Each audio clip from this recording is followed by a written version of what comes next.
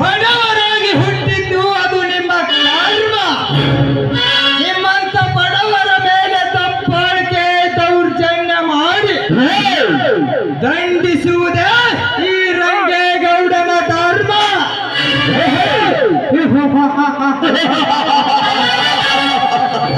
ಏ ಗೌಡ, ಈ ಬಡ ರೈತರ ಮೇಲೆ ಏಕೆ ದಬ್ಬಾಳಿಕೆ ದೌರ್ಜನ್ಯ ಮಾಡುತ್ತಿರುವೆ?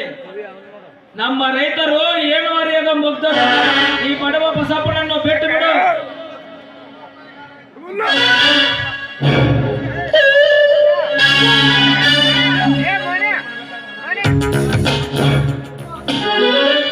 ಲೇ ಶಿವಲಿಂಗ, ಬಡ ಬಸಪ್ಪ ಕೊಡಬೇಕಾದ ಹಣ ನೀನು ಕೊಡ್ತೀಯ ಇಲ್ಲ ನಿಮ್ಮಪ್ಪ ಕೊಡ್ತಾನ? ದೊಡ್ಡದಾಗಿ ಬಂದು ಬಿಟ್ಟಿಯಲ್ಲ ನ್ಯಾಯ ಪಂಚಾಯತಿ ಮಾಡಾಕ. ಗೌಡ, ರೈತರ ಸಾಲ ಕೊಡಕ್ಕೂ ಸಿದ್ಧದಾನ ಈ ಶಿವಲಿಂಗ. ಇಲೆಕ್ಷನ್ ಟೈಮ್ದಾಗ ನಮಗ ವೋಟ್ ಹಾಕ್ರಿ ಅನ್ನೋದು ಮಾತ್ರ ತಿಳಿತೈತಿ. ರೈತರ ಕಷ್ಟ ಕೂಗು ನಷ್ಟ ನಿಮ್ಗೆ ಎಲ್ಲಿ ಅರ್ಥ ಆಗ್ಬೇಕು? ನೀನು ಎಷ್ಟೇ ಆಗಲಿ ರೈತ ಸಂಘದ ಅಧ್ಯಕ್ಷ ತಾನೆ. ನಿನಗೆ ರೈತರ ಮೇಲೆ ಅಭಿಮಾನ ಇದ್ದರೆ ಇವ ಮಾಡಿದ ಸಾಲ ನೀನು ತೀರಿಸೋ ತಾಕತ್ತಿದ್ದರೆ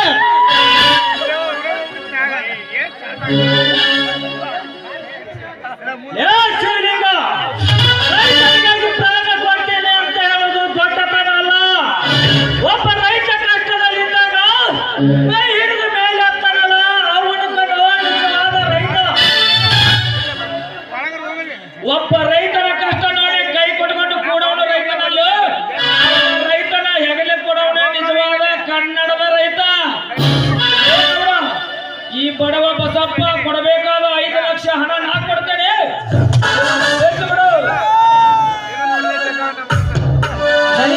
ತುಂಬಾ ಉಪಕಾರ.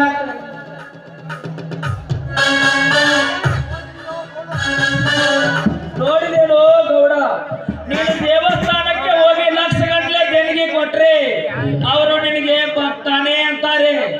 ಈ ರೀತಿ ಒಳ್ಳೆ ಕೆಲಸ ಮಾಡಿ ತೋರಿಸು, ಅವರೇ ನಿನಗೆ ದೇವರಂತ ಕೈ ಮುಗಿತಾರೆ. ಶಿವಲಿಂಗ, ಬಸಪ್ಪನ ಬಿಡಿಸಿಕೊಟ್ಟು ಹೀರಾಜ ಅಂತ ಬಿಡಪ್ ಕೊಡ್ಬೇಡ. ಮಾರಿ ಹಬ್ಬ